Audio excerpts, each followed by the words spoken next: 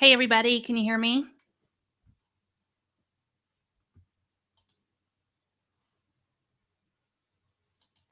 And can you see my screen? Because my test doesn't seem to be working on my on the other end. You should be able to see the PowerPoint slide.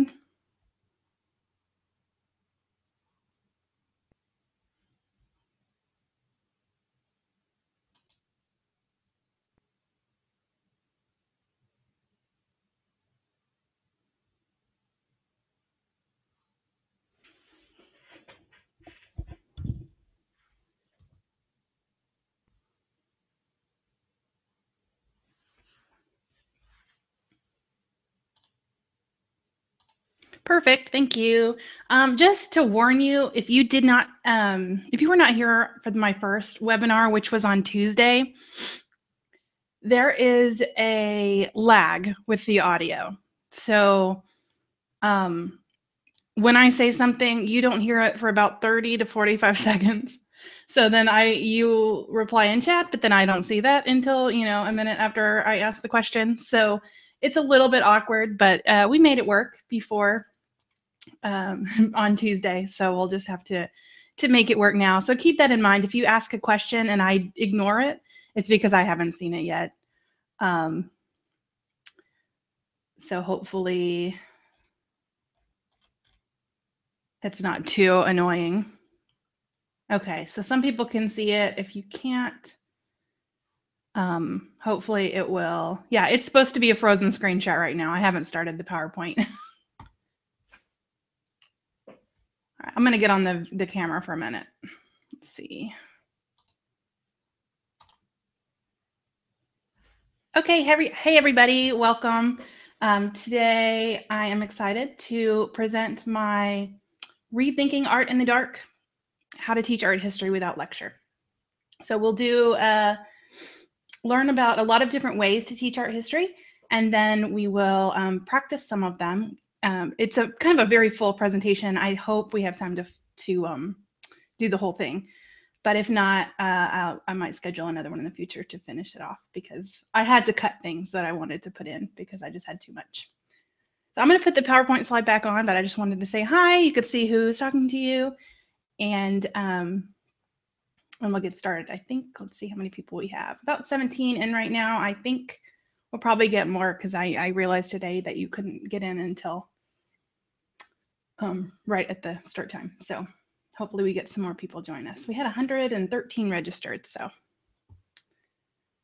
All right, so let me get my PowerPoint back up. 1 second.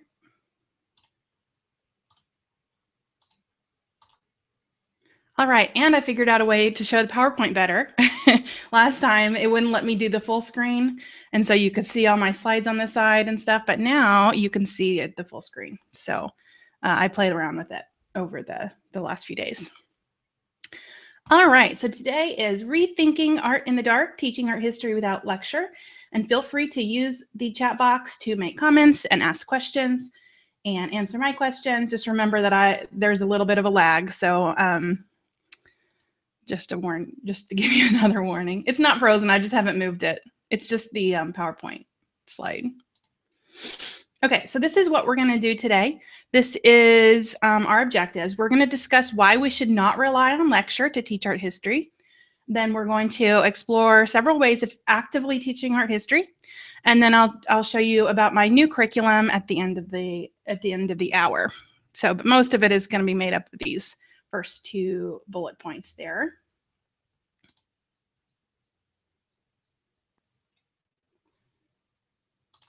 Okay, I'm going to type something down.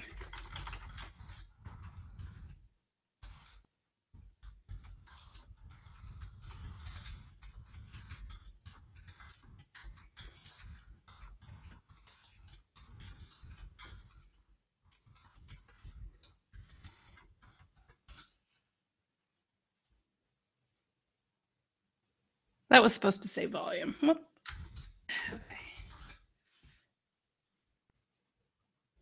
Okay, can everyone just verify that you can see the slide that has the picture of me and my kids on it, just so I know that everybody can see what I'm seeing? Okay, so let me introduce myself first before we get into the content. My name is Cindy Ingram, and I blog at the Art Curator for Kids. And then I've created this new website just this summer called Museum Art School, which I'll tell you about at the end.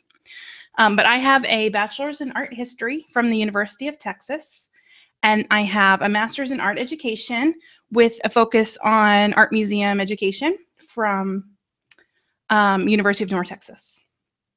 And yes, I will send out the PowerPoint. Someone asked me that on Tuesday, and I will try to remember to, when I post this on the blog, I will put a link to the slides too. So you don't need to write it down. But this, you will have a replay. All right. Austin, yeah, I live in Dallas currently, and I taught in an elementary school in South Dallas, and then I've taught online for the last 5 years or so. Okay, and so my experience with my education, I have 5 years experience at museums and nonprofits, and I've worked in various roles in those. I did public programs, and I did professional development for teachers, and lots of other, family programs and stuff like that for museums. I taught 2 years at an elementary school as an elementary art teacher, K through 5. And then for the last 5 years, I've been an online middle and high school teacher. So that's been wonderful because I've been able to work from home and teach at the same time. And then I also taught 4 years community college art appreciation. Got a lot of Texans in the room. Awesome. Okay, so they all add up to more than my age because I taught community college at the same time as the other jobs. So, but I am also a mom of 2. Those are my 2 little girls. They're 3 and 6. And they're lovely. And I'm homeschooling starting this year. My 6-year-old, she's going into 1st grade, so we're going to homeschool. Oh, you know what? You're supposed to be able to do it on the iPad, and I don't know why it's not working. I'm kind of new to this software. I will look into it when I'm done, because you're supposed to be able to do it from iPads and phones. They advertise that anyway. Okay, so let's go to the next slide. So I started the Art Curator for Kids I started my blog in the spring of 2014, so a year and a half ago almost. And it started out as a homeschool blog. It had a different name, but I found myself wanting to write about art, and I just kept writing about art and writing about art. And eventually I was like, you know what, let's just do art only. Okay, I'm so sorry about if you're having some technical issues. I don't know how to fix those. Is anybody else having an echo? But one of the reasons I started the Art Curator for Kids is because I would often, throughout my teaching, would want a lesson plan on art history. Or I would want questions about a work of art that I could ask my students, or I would want learning activities to teach about Renaissance art or Greek art or whatever. But there's not a lot out there on the internet on how to do that. It'll say, you'll find a lesson and it'll say, explain Renaissance art, and then you do this project. But I want more on how to teach Renaissance art in a way that makes sense and a way that it's understandable, instead of just sitting out, standing there and telling students about it, because we know that doesn't work that well. So that's why I started my website, is to help you teach art history in ways that are fun and inspire your students about art. And so that's why I created my website. So hopefully you are finding it useful. In the sidebar, there's a poll. If you could go ahead and answer that. Just popped up just now on your screen, just to give me an idea of who you are. That would be helpful. Thank you. All right, so I have our first discussion question here, and I want you to think back to an art history class that you've taken. Maybe you took an art history class in college or in high school, and think about how it was taught. What teaching methods were used, and how did you feel about those teaching methods when you were in that class? Keeping in mind there's a lag after I ask the question. So if you're wondering why it's kind of gets silent for a second, I'm just waiting for stuff to pop up.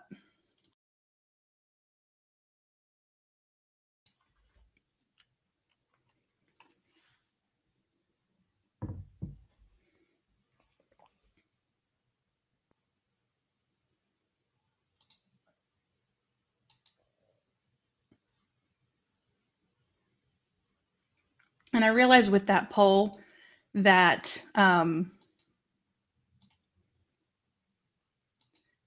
that you could be like multiple things. You know, you might be a homeschooling mom and a teacher, or, you know, it's like, or you might teach both middle and high, or, you know, just kind of pick whatever one best describes you, knowing that there's more.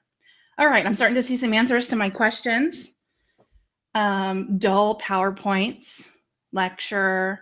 Several people put boring, pure lecture, hard to stay awake, sleeping through. Memorized on your own and took your test. I did that too, you know, and I was the captive audience. I was the art history major. I was the one that should be there every time, but I would get to the point where I'd be like, I'm just not even going to go. They're just going to sit there and talk. I could just read this and learn it on my own. So dry. Yeah, you sit and draw. Exactly. And several people have put in the dark, which I'm glad you put, so you know why I called this Rethinking Art in the Dark, because the traditional way of teaching art history is lecture.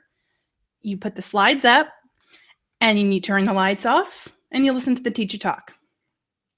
Every now and then you'd get a discussion question or something like that. But really, you know what? That doesn't happen that often. So, and even back then when I was in college, we didn't have PowerPoint yet in the art history classrooms, and it was just like those slide projectors, and so there wouldn't even be any text or anything on the screen ever anyway either. So to make it interesting,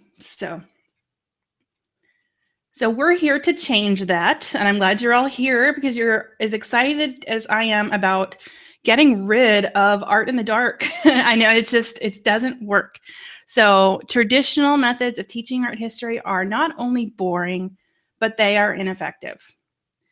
And, you know, it's been a long time since I took my art history classes, but there are some that I took that I don't remember anything about because I haven't taught it myself, so I haven't reviewed it. But you don't remember when you're taught that way. It just doesn't work. Yeah, and I'm not even, you know, I don't know. Sorry, I'm going to keep talking. Okay, so they are boring and ineffective. And so we are going to come up with ways to make it more fun.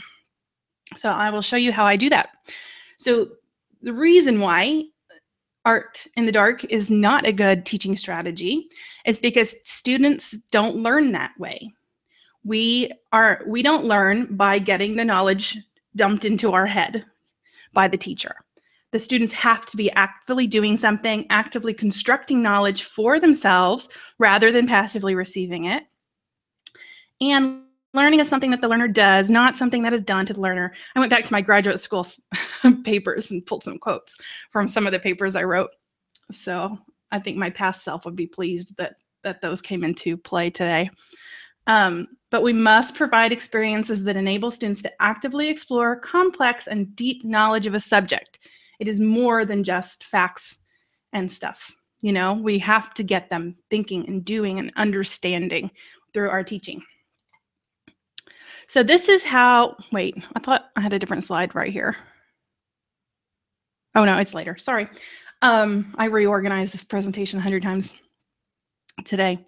So here's 4 ways that I do teach art without lecture. Discussing and writing about art, guided practice, comparing, grouping, and categorizing, and then creative activities, which encompasses 1,000 different things. But these are all some great non-lecture learning activities for teaching art history. And so we're going to go through several of the ideas here. If you're interested in more tips on discussing art, how to talk about art with kids, we're not going to talk about it today because I had to cut some things, and we already talked about it on the webinar on Tuesday this week. It was more than making the benefit of looking at art with your kids. We talked about some ways and discussion tips for how to engage in works of art with kids. So if you want to get more tips on talking about art, we talked a little bit about Bloom's taxonomy and visual thinking strategies and stuff like that. You can watch the replay. If you were registered, you probably already got sent the replay, but I'm also going to post it on the Art Curator for Kids on Monday, both the replay for this and the replay for the one on Tuesday. So watch out for that if you want more tips. Okay, so what I want you to do now, and you can share your ideas in the chat, or you can just kind of think about it in your head. But looking at this artwork, which turned out kind of fuzzy on this PowerPoint, and I want you to kind of think about what you think it means, kind of interpret it for yourself. You can share your ideas in the chat again, or you can just kind of think of an idea or what you think it's about. And I'm just going to give you about, I don't know, 30 seconds to think about it for a minute, maybe a minute. So I'm going to stop talking while you think.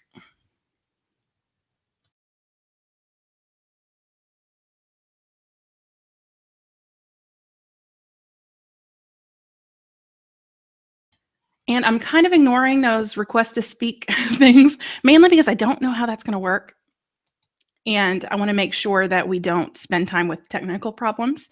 But I would love for you to do that request at the end, and you can get your picture up there when we do kind of the Q&A at the end, and you want to talk about some more things.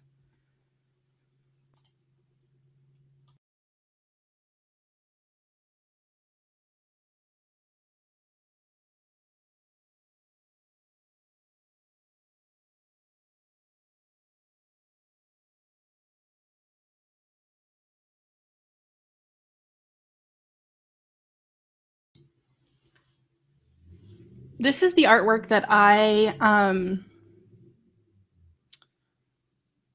show on my first day as in my community college classes, because it's such a cool artwork. It is so fun to talk about. Students have tons of ideas. It kind of disturbs the kids a little bit, which gets them thinking and gets them engaged. You can't look at that and not want to like think about it. So I think it's a really good one. I wouldn't show it to like younger kids, but I do it with my college kids. And I've shown it to high school students as well.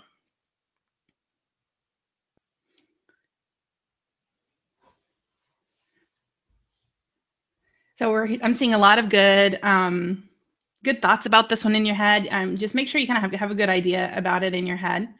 I'm not necessarily going to lead a discussion on it, but I'm seeing some really good ideas: emotions, pain, conflict, a lot of feelings in this one. Perhaps those are the many faces the artist presents to the world. One should also look on, I think you probably should be able to see my mouse. Right here, there's I usually direct students to this. It looks like a cross with like a crucifixion. So that's something that might spark some thought. And then we have like, this monster ghost looking thing kind of coming out this guy. And then all these kind of scary faces down here in the corner. This picture is huge. This painting is huge in person. I don't know the exact dimensions, but I saw it. It's actually, if you're in Austin, it was at the Blanton. So I don't know if it's still up. It was years and years and years ago when I saw it for the first time. Okay, so you might have an idea of what you think this is about, and I usually will lead a discussion on it. We usually end up with some sort of like, these are all of the guy's different feelings, maybe, or these are perhaps jail cells, or something like that. Yeah, it could be, he's trying to protect himself from something by putting that big X in the center. We talk about how the colors make us feel, how the way it's painted impacts our feeling of the emotion, everything like that. And I put this up because I want you to think, when you're teaching about any art, it's important to think about when you share information. So if I were to go put this up on the screen and go right into telling you what the label text says, I've automatically shut off any creativity from the students or any ideas that they might have had, because I'm starting off by giving them a right answer, putting right in quotation marks. So oftentimes I won't even share what the label text says. And notice how I put the title in Spanish. I mean, I think this is from Argentina, and so the title is in Spanish, but on the label, it has the translation. But I won't give that either, because I don't want them to be influenced by that. I don't want that to change and stifle what they are thinking. So my first tip on teaching art history without lecture is be strategic with when you give information. Wait until after the kid has had the chance to think for himself or herself before you give any information. Now, the label text on this one says that this was kind of the rise of television. And so these are like talking heads on TV, like TV news anchors and stuff like that. And then and I think it's really good for present day, because the 24-hour news, like there's always some sort of face up on the TV talking, of varying states of anger. But if you think about that, like how that makes you feel about your own interpretation of it, we're a little bit probably more confident in what we think. But a student might see that as, oh, I was wrong. I got that wrong. I'm not good at this. I'm not good at looking at art because I was clearly very wrong, but that's not what it's about. And so I use this artwork really as a stressor with my students, that what you think about the art is just as valid as what I think about the art. It's just as valid as what the museum educator or the museum curator who wrote the label thinks about the art. It's just as important and valid as what the artist thought when he or she was painting or making that art. That our interpretation is equal. So because that's what's so good about art, is we take what we want from it, and we can have that connection on our own. So be strategic with that. Don't give all the information right away, because that could stifle your students. And so speaking of giving the information, I kind of look at it, there's two different types of activities that you could do with art history. One of them is discovery learning, where you design an activity that helps them figure out the information on their own and figure out about the art movement or the artist or whatever you're teaching, that they figure that out by looking at art, by answering targeted questions that you've created, by doing an activity that you've created, and they're learning it that way. And so it's very inquiry-based, hands-on, activity-based, and they're getting it on their own, and they're more likely to remember it that way. And then there's another way. Well, there's three ways. One is that lecture traditional way, which we're agreeing that we don't want to do. And then there's flipped learning, where the students study the content first. Maybe they read their textbook, if you can ever get them to do that. I never could get mine to do that. Watch a video, read an article on the internet or something like that. They do that first. They do that from home or as homework or whatever. And then in class, you do activities designed to use that information that they've already learned. So you can kind of do it two different ways. I use a mix of both of these when I teach. And then I throw in, some lecture components, like after they've already done the activity and they've learned it, they're on their own. I just summarize it and pull it together with a discussion, and show some other examples and stuff like that. So they can take what they've already figured out and then kind of combine it with the information that I share at the end. So that's kind of the two ways I do it. And then I'll show you some other examples of some things that I do with teaching art history. And so another thing is what's important to remember about what you're about. Like, say we're going to teach Renaissance art. Is it more important to remember that Renaissance art happened in the 1400s and 1500s, that the main artists were Michelangelo, Da Vinci, Raphael, Donatello, Botticelli, and Da Vinci lived in Florence, and so did Michelangelo, and just like all those like the basic facts about art, and that the Sistine Chapel was made between 508 and 1508 and 1512. I do have that date memorized, and things like that. Or is it more important to think about the themes and the big ideas and the feelings surrounded the art, that how the Renaissance was a reaction against the sort of closed-mindedness of the Middle Ages and the discovery of an inspiration from ancient Greek and Roman art, and that they were all about studying the liberal arts and exploring the world in new and exciting ways. Like there's a disconnect a little bit between if you focus too much on these facts, details, dates, artist lists, and stuff like that you lose the most important elements of the art. And that's what you want to remember, is these big ideas and themes throughout history, rather than, remembering that a painting was done in this specific date. Yeah, this one is the more important one to remember. So the key idea here is to not sacrifice true understanding for covering everything.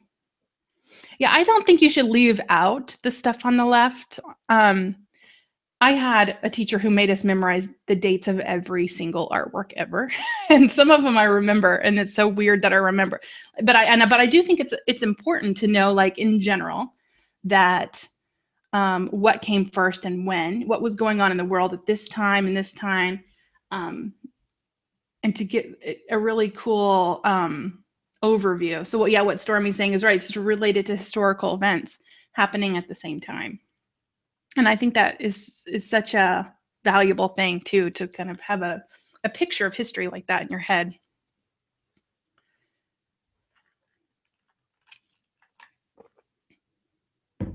Yeah. A decade or a century. Like I know. I think I'm finally starting to like forget all the random dates I had in my head, but that's funny. But I think one of the things too is, we think, okay, I want to cover Renaissance art, and because you want to share so much, because it is such a huge topic. I mean, it was such a huge period in our history, and you want them to know everything. You want them to know every single convention, every single artist, every single important artwork. But you could cover that Renaissance art in an entire year and not cover everything. So it's important to realize you're not going to cover everything. It is more important to spend quality time thinking and learning and understanding. I would rather your students spend 20 minutes writing a poem about an artwork than you giving them all that information, because they're going to remember that artwork if they would spend 20 minutes writing a poem about it. They're not going to remember everything you said in that 20 minutes time. So it's important to realize that quality trumps quantity when it comes to the amount of information that you're going to cover. Now, it's too different if you're teaching AP art history. You're going to have to cover a lot of those facts and detail. That's on the test. They're going to need to know that, but don't sacrifice the basic understanding and the important knowledge. Yeah, teach deep, not broad. That's good. Okay, so let me share some of my variety of different activities, just to give you some ideas. And some of these I've written about on the website. Some of them I haven't. I just went through a lot of my my old college lessons and kind of picked out some things that you might want to think about adding. So one thing I do very, very regularly is I will give questions to the students to write about, in either alone or in groups. So it might be that it's a question that I put up on the screen, as they're coming in, and then they have to write about it for a few minutes, or that I put them in groups and then they have to discuss these with their I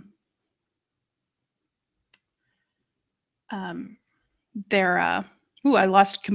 I see a question and then I completely forget what I was saying.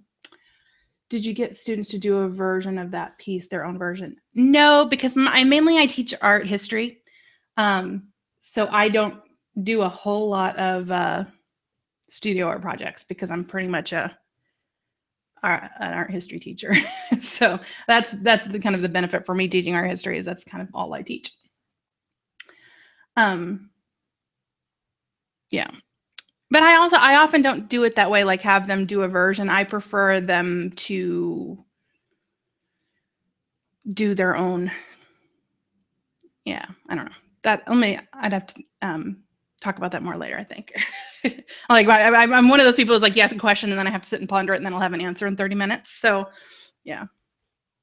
But no, I have never done that. Okay. So in this case, like I put on the PowerPoint, I had looping on a PowerPoint, like, you know, that to switch the slides every 30 seconds or so. And I showed all the Impressionist artworks that were in the first ever Impressionist art exhibit in 1874. And that's where Impressionism got its name, and it was called the Salon des Refuses, and it was like the salon of the rejects, basically, because they weren't accepted into the Academy of Fine Arts. I've asked these questions for both college and high school, and with great success. I teach community college too, so it's like they're really the same types. I pretty much use all my college lessons in high school. So I had them go through, and so I had them note, okay, what do the artworks have in common that are kind of cycling through the slides? There was like 15 artworks, and they would just sort of cycle through. They had to describe, you know, what they have in common, and how they look different than anything that we've covered so far. And then after they answer that question, they have to imagine that they are a traditional painter who's like a neoclassical painter, which we have just covered in previous lessons by the time we get to this art movement, and how we would react seeing this for the first time. And so I elbowed my mic, sorry. This question helps students think about how revolutionary, nope, that's this painting. It's not supposed to be blurry. It's, that's Impressionism for you. That this type of art, Impressionist art, is really normal for us. We see it in hospitals and hotels and everywhere, waiting rooms of all sorts. We see this type of painting. But at the time when this was made, this was huge and different, and people were shocked about this, like crazy shocked. And then, and so it gets them thinking about, well, you know, this is normal to see something like this for me, but back then it was totally new. So that helps teach the idea of, you know, how revolutionary it was. And then later, after we talk about Impressionism more, they get to read some reviews from people who wrote reviews about that exhibit, and we read them and talk about oh, the text is blurry. Oh, I don't know. It's probably just technology. It's clear on my PowerPoint. Sorry. No, I do all art forms. It just happens to be that everything I've shown is a painting because it's easier to put on a PowerPoint for this sort of thing. Okay. And so, you know, here's another example. To introduce prehistoric art, you have to imagine what it's like to be a caveman, and why would you want to have art? What was the reason to create art for the first time? And so I try to get, you know, in art history, it's not just the art, it's about the time, you know, that there's art and then there's history. So connecting it with history, connecting with what's going on in the world is really important to me, because I think, you know, history is incredibly important.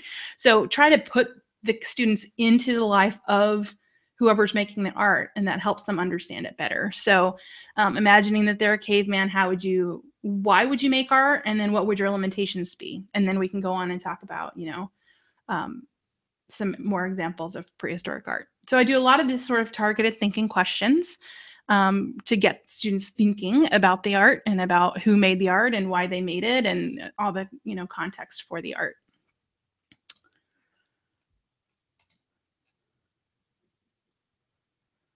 Okay, and my favorite is compare and contrast. I use compare and contrast pretty much in every single lesson because it's the perfect tools for teaching conventions of a style or a period. So I'm going to show you an example, and then I'll have you sort of compare and contrast in the chat, and then we'll talk about kind of what the value is of that.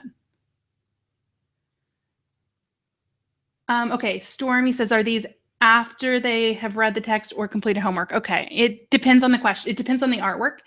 With the Impressionism one, I don't like them to come in having read anything about Impressionism because I want them to kind of come at it fresh. So it kind of depends on the lesson. With each lesson, I like to do it differently.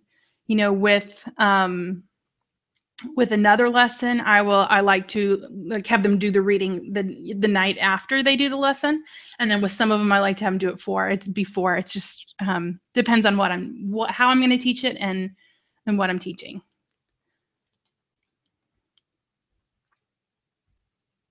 I do it two ways because usually they're like, do we have a reading for next time? I'm like, no, don't read.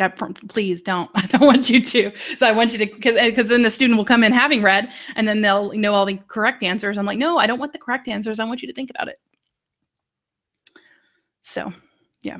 All right. So take a look at these two artworks, and I want you in the chat box over there to compare and contrast the two artworks.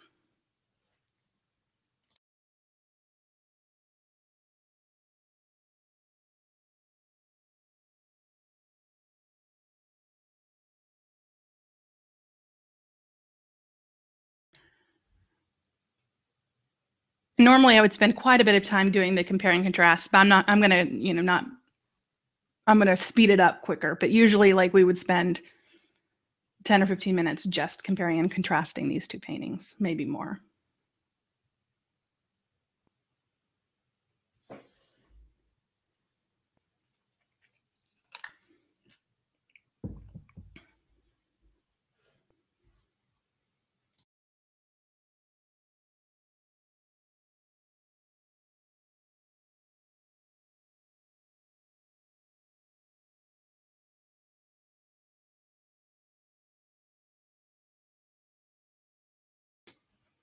Yeah, I was required to use the textbook, and so I did, but no one ever read it.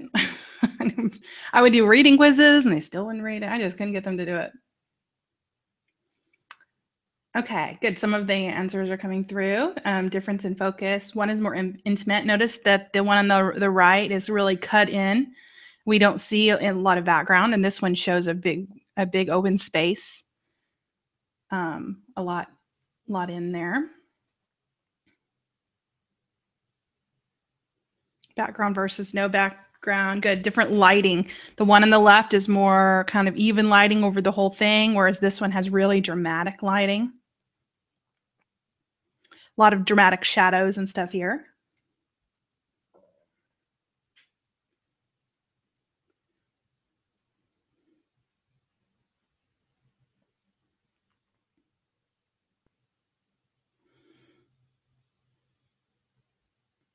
Yeah, tight versus spread out, different moods. Good. Yeah, this one is done by fresco, and this one is oil. So the quality of the paint is different. In this one, actually, I think he tried to mix oil and fresco together. That's why it's disintegrating at this point. The colors are bolder over here. Some of you are noticing like the hands are coming out and stuff over here. And then like there's an elbow poking out here. Whereas over here, everybody who has their hands, notice they're to the side. Nobody has their hands kind of jutting out at us. The closest is this guy, but even then they're kind of tied into his chest. A lot of conversation happening in both of them. And then notice, this guy has his back to us and this guy doesn't. And then everybody's on this side of the table on that one. And so, I keep prying and I keep prying because I have in my head a list of all the things I want them to notice. And I have a list of Baroque art conventions in my head, and I'm making sure we hit each one while we're having the discussion. Because my goal when teaching this one, doing this activity, is to teach them the conventions of Baroque art. So at this point, they've already learned about Renaissance art. over here. They've already learned about the Last Supper. They know the conventions of that, but they're just being introduced to Baroque art for the first time. And so they're learning about what Baroque is by seeing how it's different than what came before it. And so they end up with a list of what Baroque is by doing this activity. Oh, I like that. One you're observer, one you feel a part of. Yeah, we're like we're with these people. Another thing too is that we talk about their dress. Like these guys have like holes in their shirt and they're real scruffy and they're wearing mismatched clothes. And that's another convention of Baroque art, which is that he used contemporary everyday models instead of showing ideal beauty like they did in the Renaissance. So in this same lesson, we do a sculpture comparison with Michelangelo's David to Bernini's David. We have one in architecture where we see a palazzo from the Renaissance versus a Baroque church. And so we have lots of different types of art. And again, I'm showing painting a lot because that's just easier to show. But in the lesson, we do also like Bernini's Exodus of St. Teresa next to Michelangelo's Pietà. And so I do it in groups where each group looks at one different pair and they talk about it and then we come together. And then we end up making a list of Baroque conventions from that discussion. And by the end of it, they understand what Baroque art is and they're able to pick it out. And in a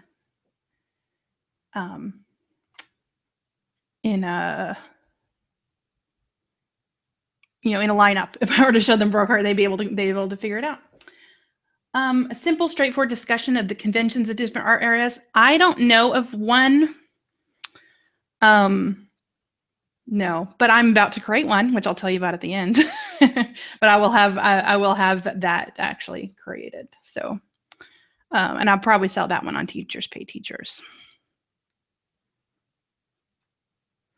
And so I do the same thing when studying early Christian art for the first time. And they compare a mosaic from ancient Rome to a mosaic from Byzantine. We do the same thing. And I also have them compare like things. So here's a painting of the same subject, Judith Slaying Holofernes by Caravaggio and Judith Slaying Holofernes by Gentileschi. And we compare them. And then we try to decide which one was painted by a woman and which one was painted by a man. And that is a fascinating discussion. I've written about that on the this one on my website. You can if you just get in the search bar and type in Judith, it pulls up this post right up. But it's really interesting.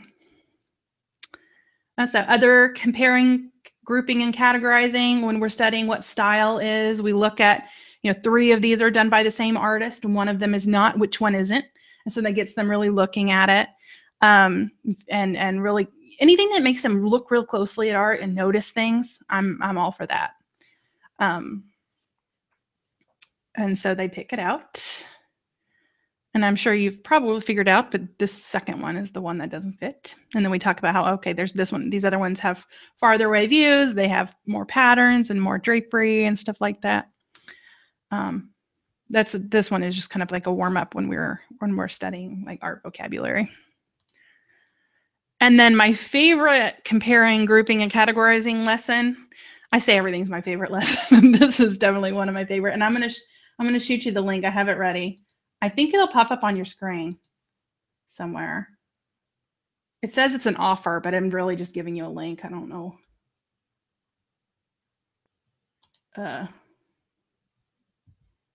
Hope that works. If you click into pop-ins, I think you'll see it. But anyway, this is my lesson where basically I'm going to open it up because it will make more sense if I'm opening it up. Hold on. I had it open ready. Where did I put it? There it is.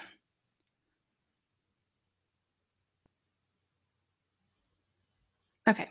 So basically what you do is print all of these images. And I worked for a school that had an amazing print lab, and I would just email them my files, upload them, and they would print them for me. It was amazing. I know everybody can't do that, but then I had to go through and cut them all out. So I print all of these images, the ones with the numbers, and then I give the students a stack of images. and in groups. They have to look at all the pictures, and they have to sort them into groups. And so I tell them, okay, I need you to sort this stack of pictures into 5 groups based on what you see. So what kind of comment, and I don't give them a lot of hints, but I'm like, look at the way they're standing, look at the, things like that. Look at the emotions, look at the stories being told, see if you can figure it out. And so all the groups work together, they create their groups, they lay them out, and then after they're done as a class, we walk around and look around at what everyone else did, and they present how they did it. I say, well, we did a group, all of them have their arm out or whatever. and then they show us all their groups. And at the end, I give them the right answers. But by the time I'm giving them the right answers, they've already spent a lot of time looking at these, and they know what they look like, and they're familiar with the composition. And it's more than just, it's up on the screen and I'm giving them words and then they're just kind of staring at it, but they've really engaged with these sculptures. And I love this lesson. It's so fun. And it takes a long time. And it takes a whole class period, usually I would teach in about an hour and 15 minutes. So it would take the whole time. But it's just such a valuable experience. And I think they always enjoyed doing it too. So that's one of my categorizing grouping activities. All right, we're getting 2:45, so I'm going to get this other one back open. So the link to that whole activity is in your pop-ins tab up at the top. You should be able to see it and get the link. Otherwise, if you can't, just search for classical sculpture on the Art Curator for Kids, and you'll pull it up. Okay, and then the last activity, which is thousands, but lots and lots and lots and lots and lots and lots and lots of different things you can do, are creative activities. And so I'm going to share with you just some of the ones that I do, because we don't have time to share them all because it's already 2:47 my time. But movement activities, visual art activities, creative writing, theater, and music. And that's not really everything. So let me just show you some. One of the activities I do, like at the beginning, is a blind contour drawing, which, if you're an art teacher, what that is. But basically, you look at the artwork and then you draw it, and you don't look down at your paper.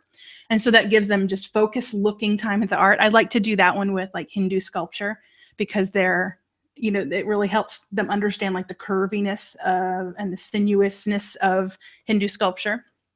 Another drawing game is one student looks at the artwork and tries to describe it, while the other one tries to draw from their description without being able to look at it, so that both of them are really sort of thinking about how to describe art, how to like notice all the details and stuff like that. That one's always fun, especially for younger kids. This the drawing game is really fun. I do a lot of like writing poems about art, and these worksheets are, if you see a screenshot of a worksheet, that's on my website. If you click on artcuratorforkids.com/worksheets, you can see all of those. They're also on Teachers Pay Teachers. And then there's a free pack for your email address, which you might have already gotten to. I don't know which ones are on the free and which ones are on the one I sell. But here's haiku, where they first look at the artwork and then they write adjectives and verbs and stuff about it, and then they end up writing a haiku. I found that, going through the process of looking and coming up with words first helps them when they get to the haiku, they feel more comfortable with it instead of going straight to the haiku. And when I do this, I'll have maybe several romanticism artworks and put them in groups, and they work together to write the haiku. And then at the end, somehow their haiku always manages to describe the art movement perfectly in the conventions of the art movement. It works really well for like Rococo. It works really well for Romanticism. And so it captures like the raw emotion of Romanticism really well. So that one is always really fun.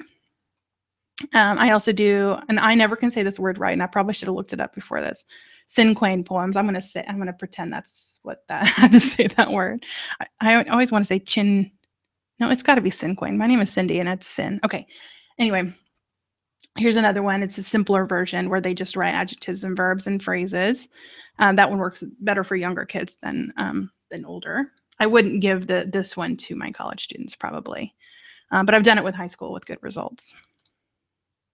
Another one is just I see, I think, I wonder. They can write a poem that way. So a lot of just spending focused time looking And then, you know, after you hear all the poems from everyone who wants to share, then you can tie it up and be like, you know what, you in your poems exactly described what Romanticism is. And you pull out keywords from everything that they said and then put them up on the board and you say, look, we covered the conventions of Romanticism just by writing these poems. So really fun. And it kind of scares some of the students, but I think it's good to be a little scared. Another thing I do is kinesthetic activities. So to teach Baroque sculpture, all my examples are Baroque because I love teaching Baroque. It's my favorite topic to teach. Is I have them all stand up and be like, okay, put yourself into the pose of this guy and talk about how it feels to stand like that. And so we do it. We all stand like that, talk about what it feels like. Then we go into the contrapposto pose of Michelangelo's David. And we're like, oh, it feels much more relaxed to stand like this and talk about that. And then put yourself in the pose of David, Bernini's David. And you're like, oh, I'm twisting. I'm a little uncomfortable. I'm tense. And so it teaches them what Baroque sculpture is about. And they get up and have fun doing it. So I've also done this with, before I came up with the one I showed you with the grouping thing. I used to do it with archaic, classical, and Hellenistic sculpture too, but that got replaced by the grouping one. But I do it with Baroque. So getting up, moving, pitching is, and I also do the kinesthetic works really well for teaching mannerism. You know, the little art movement right after the Renaissance, and it was all kind of stretched and awkward. That one it works really well for that too. Oh, no, that's right. And okay, this is coming right up at the end of the hour, which is perfect. This is my last one. I also, there's one where these are two from the website if you want to learn more. One of them is I have the kids or the students write TV commercials based on as a review. So we would do like prehistoric, ancient Egypt, and Mesopotamia, and then they would pick one and they would have to write a TV commercial based on something that they learned. And so we had like Nefertiti makeup, and they had like ancient Egyptian embalming services, like a funeral home, and like Venus of Willendorf, like birth control or something. I don't remember. It wasn't exactly. It was fertility services or something. But I don't know. It was related to what they learned, but they're thinking about it in new and different ways. It's so fun. And then they act. Some of them will act it out. Some of them won't. But some of them would. So both of these are on the website. You can just search for Twitter or search for TV commercial. You'll pull them up. Okay, is that it? Okay. So 2:53. This is perfect. So if you're interested in more lessons like these, I could talk about this all day. I am going to pretty much going to compile my entire art history curriculum, basically from when I taught community college is basically that curriculum, but I would use it for high school too.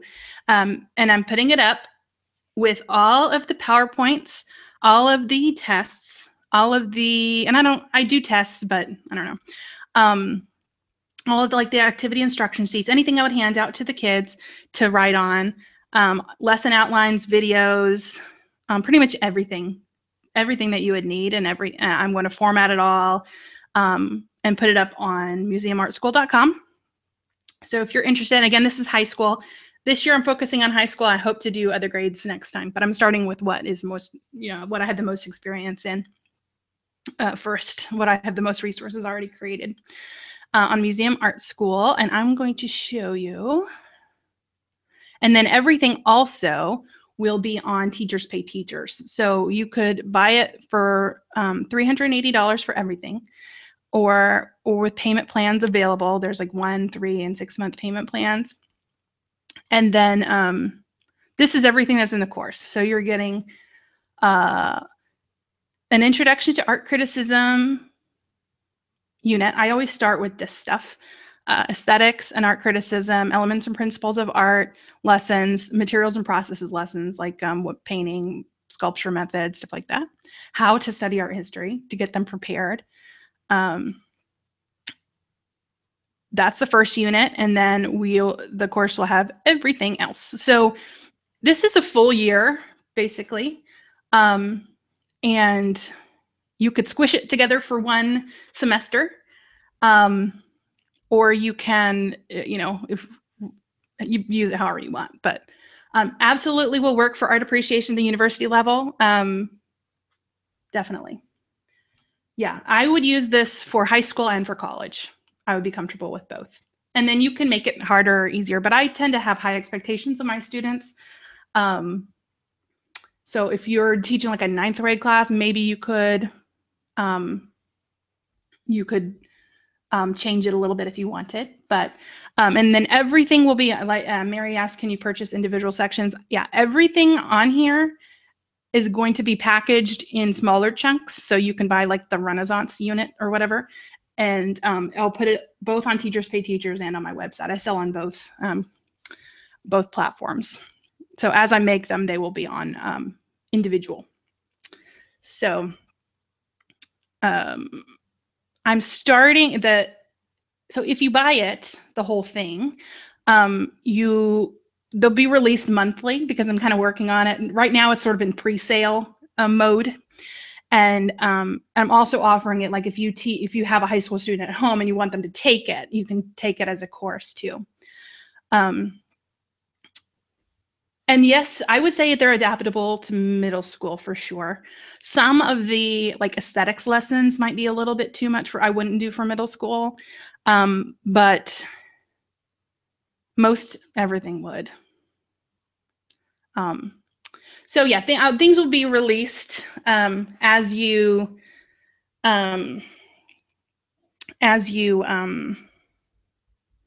go through the year.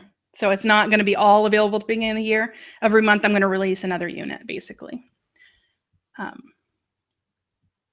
Okay, I'm answering questions. Let's see. Yes, middle school. I answered middle school adaptable. I think most of things can be adaptable in middle school. Some of the reading, like in the Impressionism, there's some reading that they might not be able to do. And in the Renaissance, I think there's a little bit of like primary source reading too, that might be a little bit too hard, but I think everything is easily adaptable. So yeah, it's just all these materials. You don't have to take them and do them in any particular order. You just kind of take what you want and stuff like that. Does it break down how and what to grade and can use it with Blackboard and Google Classroom? Yes. It kind of depends. Okay, so for the, hold on. Before I get too much into answering questions, I want to make sure that if you are here and you're not interested, I don't want to like keep you hanging on all of this. I'm just going to send you the landing page on the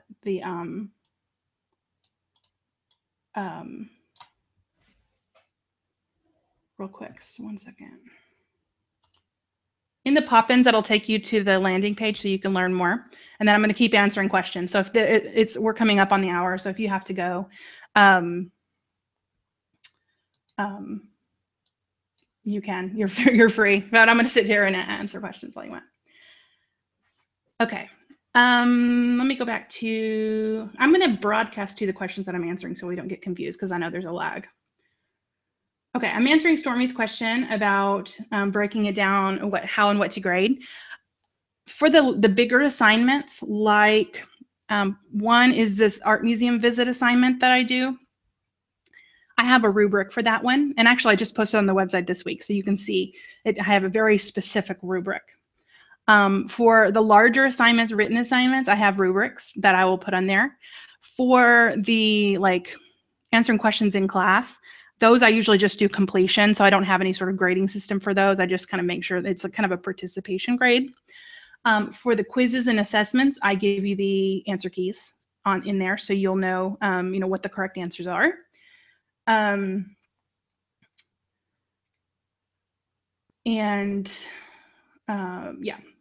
And I'm not giving you I'm not putting anything on there that says like, this is worth 10 points of your grade, that sort of stuff, because it needs to be adaptable. Y'all need to be able to change it up however fits your curriculum. Most of the things are adaptable online, and I am going to be offering, she's asking, can I use this with Blackboard and Google Classroom? Yeah, I taught on Blackboard Collaborate, and most of the things that I did, that are adaptable for Blackboard Collaborate. The resources will be for, like, if you're teaching in a classroom or teaching live, but if you need tips on how to adjust it to teach in an online setting, I'm going to be offering office hours every week, and you can come in and ask, like, I need tips on how to do this online, because I taught online for 5 years, so I have a lot of experience using these lessons in an online classroom too. Okay. Okay, Lisa asks, would the 380 fee include using it to teach in a classroom rather than individually? Absolutely. It's for your personal classroom use. You can't share it with other teachers or sell it, or, like, share it amongst all the teachers in your district or something like that. But you are using it for your classroom.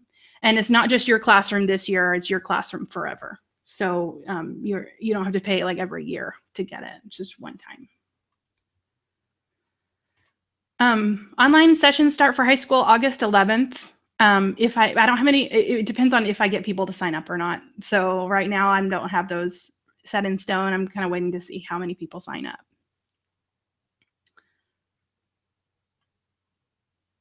Okay.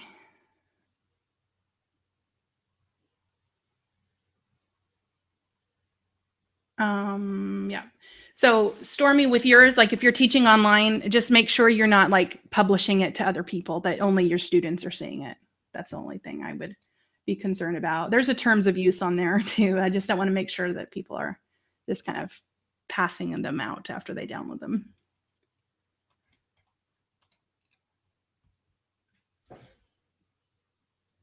But if you look at that classical sculpture activity that I linked to earlier, that's kind of gives you an idea of what kind of things you'll get. You'll get the PowerPoint, you'll get anything you need to print, you'll get anything like that. It gives you pretty much everything. And then if you have a student at home who wants to take the course, they can take it online too. And that's a different, they sign up in a different way.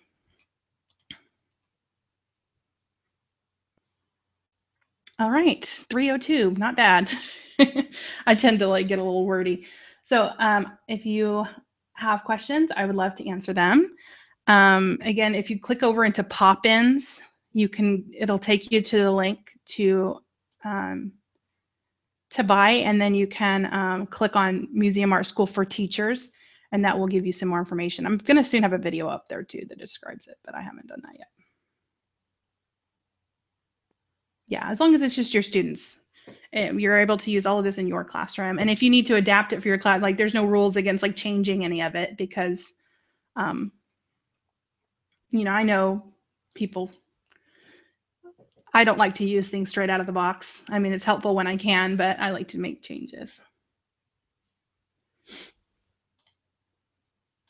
All right, well, that's the end of the session. And of course, I will stick around and answer any questions that you have. But it was so great to meet you all. I'm glad you made it. And don't hesitate to email me if you have any questions. And I'll put my email in the chat box so you can have it. Okay, okay, pop-ins. If you click on right at the top, it says chat, and then it said room, and then it said polls and pop-ins. There's like 4 buttons. I'll just give you the link too. Let me see if I can find it. Actually, if you just go to museumartschool.com. Oh, Amy, if you said your curriculum coordinator, I can do, like, district pricing. So if she's interested in, like, getting it for all the teachers, she can contact me directly, and we can work out a district deal discount.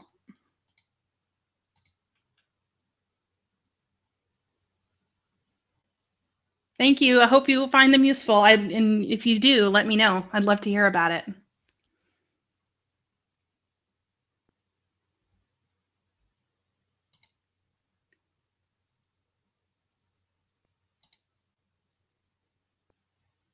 I took the PowerPoint off. Catherine, on elementary, I have a lot on the website already, so I do a mix of all. But with the with this, it's starting with high school, and then as soon as I finish, I'm going to move to lower grades. So we'll see how long it takes. I keep shaking this. Okay.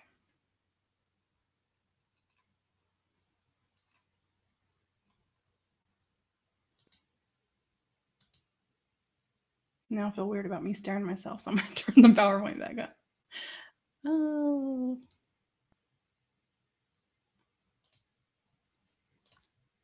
Or I'll just share the website. Well, I'm glad you found it useful. Thank you. I really enjoy doing this. I'm thinking about doing more because it's just, I find it to be fun.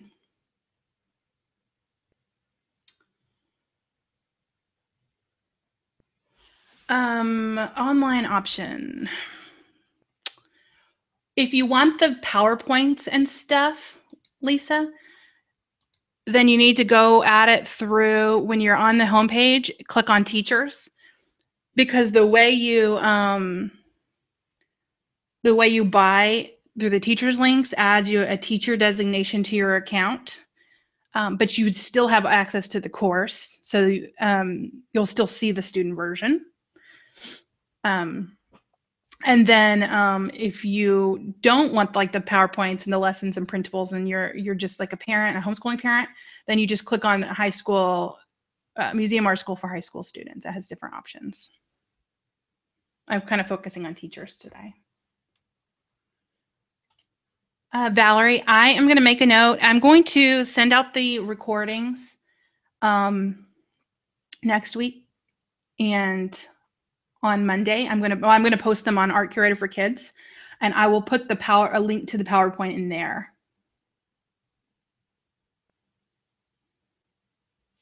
I'll just put them as a PDF so that you can, as a PDF handout, so you can read them. That's a good idea, though, for future. I should have that ready and send that out at the beginning. I will do that next time I have one.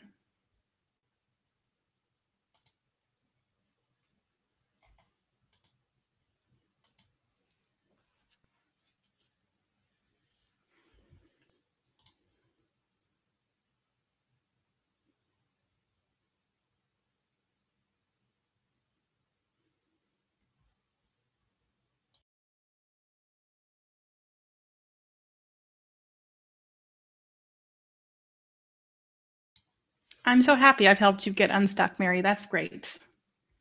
I understand how you feel. That happens to me. You just like, and then someone says something in some way, and you're like, it just like unleashes it. I'm like, oh yeah, that's right. As I create them, they will be put up immediately.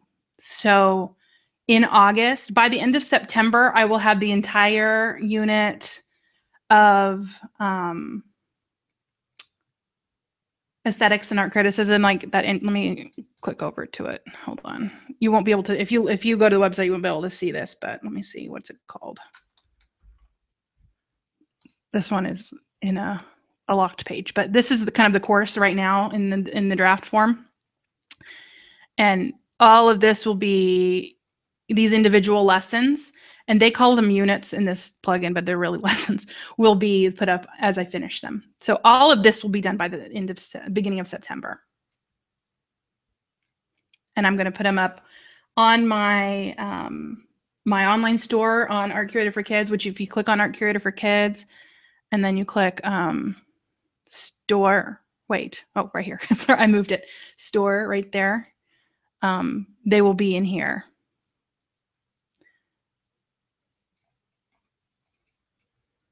And then they will also be on Teachers Pay Teachers, which my link is, I don't know exactly.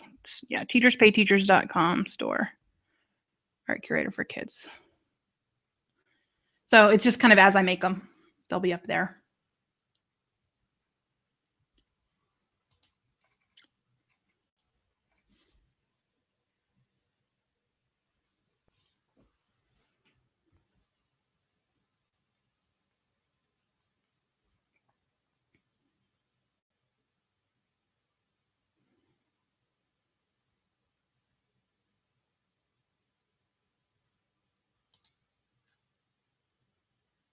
And here's another sample lesson if you're interested, like the 4 steps of art criticism.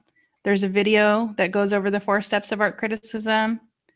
And then you'll have the teacher accounts have the teacher resources link where you'll be able to link. These will have links of every resource needed. And then if their students are taking the course, then they will have there's an activity where they have to take a phrase that was written about this painting and decide which step of art criticism it would fall. And so if you're taking the course, you can just take this in here. But then this activity will also be like on the PowerPoint for the teachers and stuff.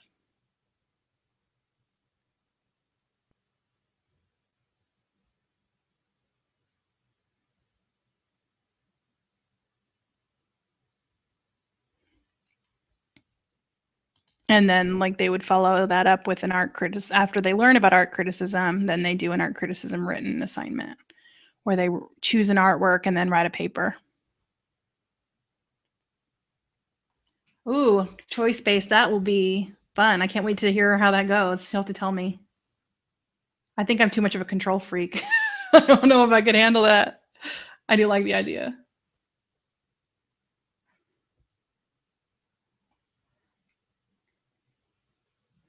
I've never tried that before, but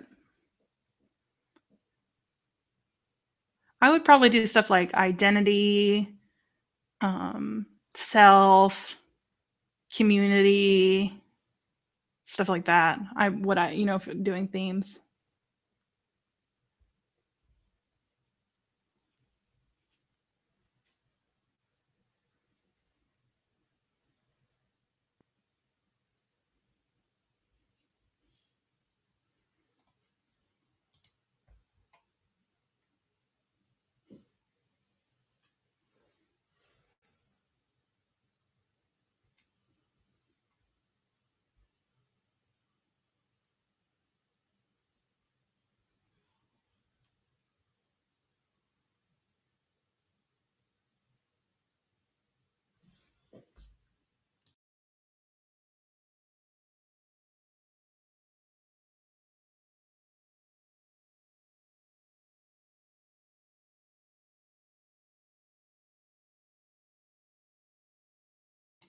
I really like the idea of choice-based because when I was teaching elementary, I like all the projects to be open-ended and that, you get a lot of student creativity in there. I don't like assignments that are like everybody makes the same thing.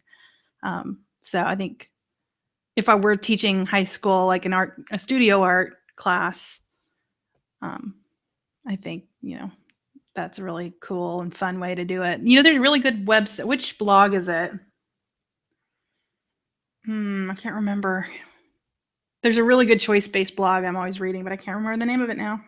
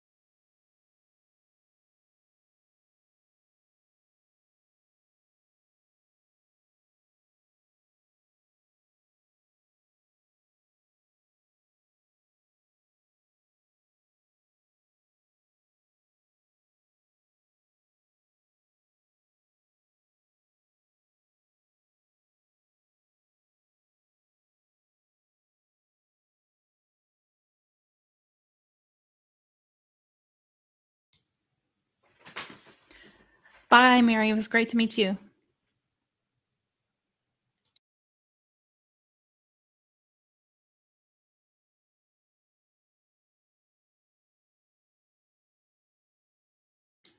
Have a great day.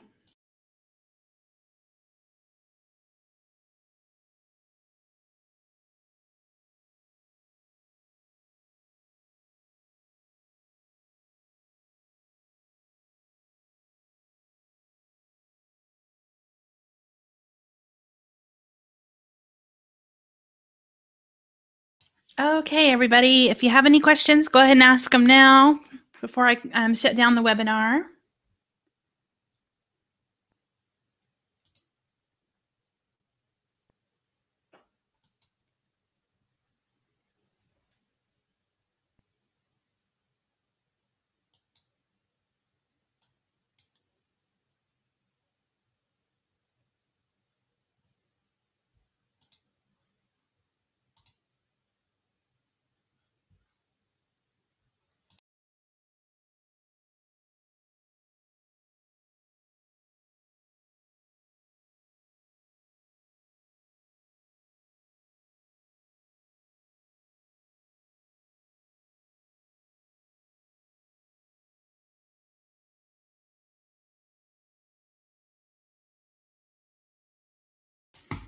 Yeah, this is really fun, Mary. I hope to offer more of these because I really enjoy like actually speaking live to the people that visit my website. It's fun.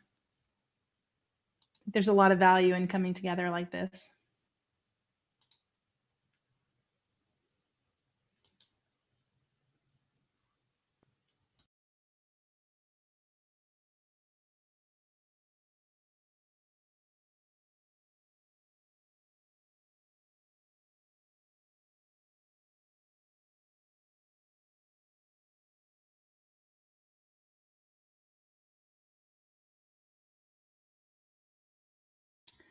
Okay, I'm shutting it down. Thank you guys so much for coming today, and hope to see you guys soon.